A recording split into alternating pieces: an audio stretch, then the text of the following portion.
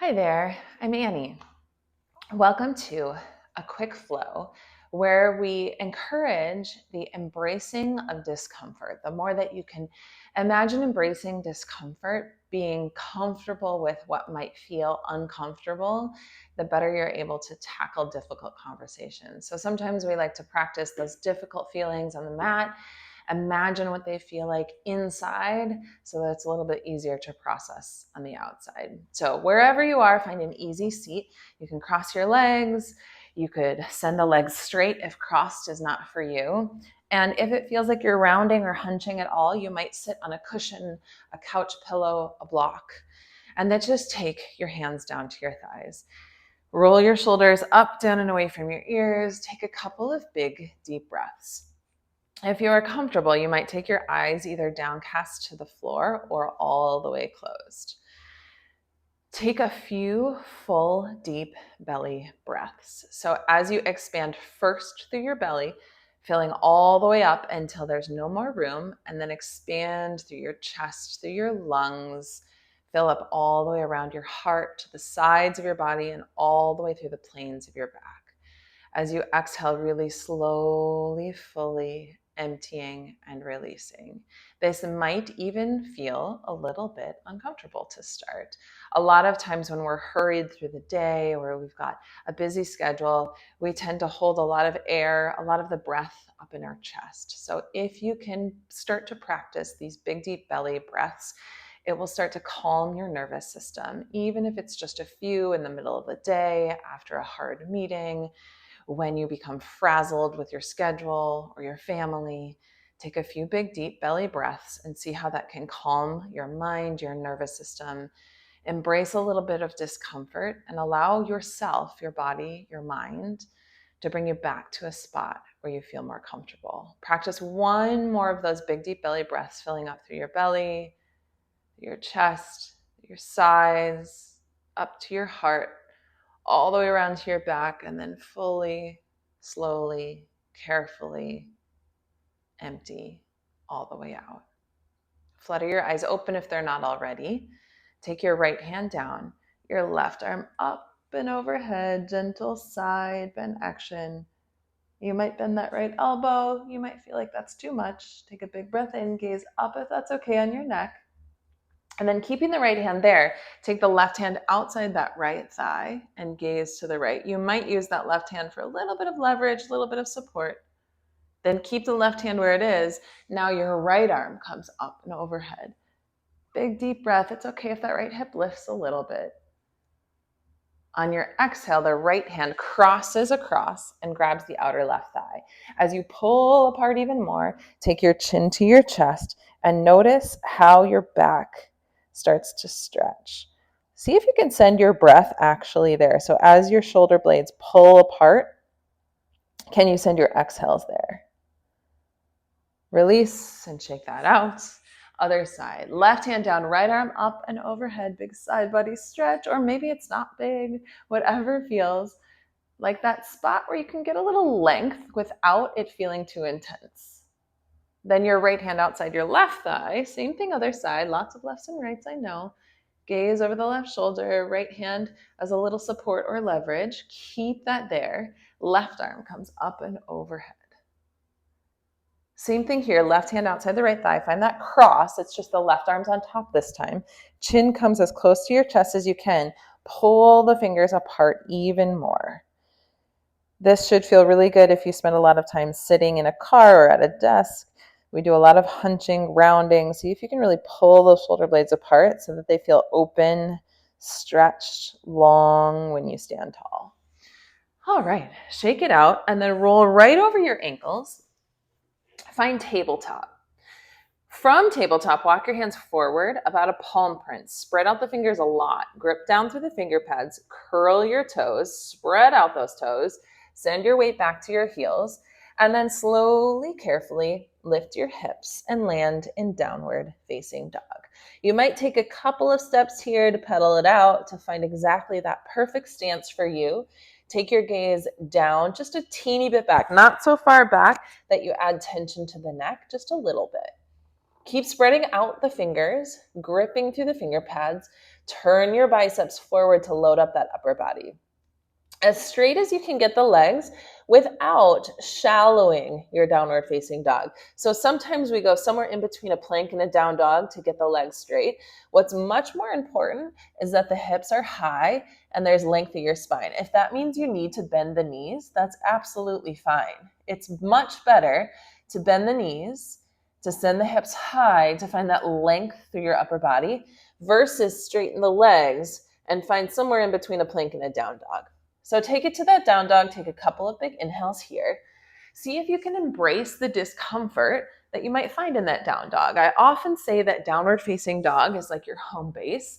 It's not meant to be super comfortable, but it should feel familiar. You should have a couple of little rituals, a little pedal out, a little bend in the knees to help you get to the spot where it feels like somewhere between effort and ease. That's what we're always trying to go for in yoga, is that balance between feeling effort and feeling ease, feeling comfortable and feeling uncomfortable. When you are ready, you will start to take little tippy toe steps towards the top of your mat. Take all the time you need. You'll land in a forward fold with your feet about hips distance apart, which should be about 2 fist distance between the arches of your feet. Let your head hang heavy. Shake your head yes, shake it no, and done yes, yes, yes. Bend the knees and slowly start to roll upright, noticing every inch along the journey. When you stand tall, roll the shoulders down away from your ears. Take your palms to your chest and settle in to a mountain pose. You might close your eyes. You might take the connection of your thumbs to your heart. Notice your heartbeat. Slow everything down. Notice if you've been gripping, if you've been tightening, if you've been finding some tension here. That's just information. Release it away. Take a big breath in. On your exhale, lift the right knee. Keeping your palms close to your chest, kick that right leg back and find your warrior 3. If it helps you find balance to take your arms to a T or all the way behind you, no problem. The right foot is flexed. Take those right toes towards the mat. Hinge a little bit deeper. Actively press your palms if you've still got that clasp. Take a big breath in. On your exhale, see if you can bend that left knee and plant the right foot and the hands at the same time into a low lunge. Take a big breath in, a big breath out. Now, as you stay here, the right foot stays, the left leg kicks up and back to a 3-legged dog. Bend your knee, open up that left hip. Circle out the foot a little bit, or the ankle. And then slide your left knee behind that left wrist. As you inhale, lift and open up your chest. As you exhale, stay or fold any amount. That means you might stay on your palms, you might come to your forearms, you might even stack your palms and rest your head. Any and all are great options, but if pigeon is too much for you, you'll just sit upright, 2 90-degree angles in your legs, or any other version of a figure 4. A hip opener is the perfect example of embracing discomfort. It's the perfect example of what should feel a little bit effortful and a little bit easeful. See if you can allow the position to bring your body to that spot where you feel the balance between effort and ease, where you embrace just a little bit of that discomfort. You send your exhales to anywhere that feels a little sticky, a little tight. When you are ready, pressing up to palms, shift your weight over to the left. Slide your right knee forward. The right ankle will stack on top of, right in front of that left knee. But if stacking the shins in fire log feels like it's too much, you'll take that top ankle underneath the bottom shin. If you've got a cushion, a towel, a block, and you want to practice with that, you could always make a connection underneath the right knee or underneath the left knee, whatever feels good. Take your fingertips in front of you, walk forward a little or maybe a lot.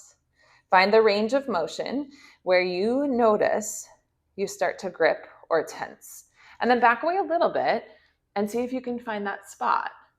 that's embracing the discomfort right between effort and ease. A lot of times in a position like this, when we hinge enough that we go and catch our breath, it feels a little tense. Back away an inch. See how that feels. See if you can experiment 1 inch at a time to find that sticky spot where you're definitely noticing some tension around the hips, some release, but you're able to send your exhales there. Taking 1 more big deep breath in. Exhale, lift on up. Cross the ankles, send yourself forward and through. Find downward facing dog. Same thing on the other side. Take a couple of moments in down dog to notice that difference between the sides. Then take those baby steps forward and land in your forward fold. Releasing as much tension from that upper body, from the low back as you can before you bend your knees and slowly start to roll all the way upright. Once you are there, take your palms to chest, find that mountain pose. If you'd like, if that felt good the first time, take your touching thumbs towards your heart. Notice your heartbeat. You might even close your eyes for a breath. Big breath in. On your exhale, lift that left knee. Start to hinge forward.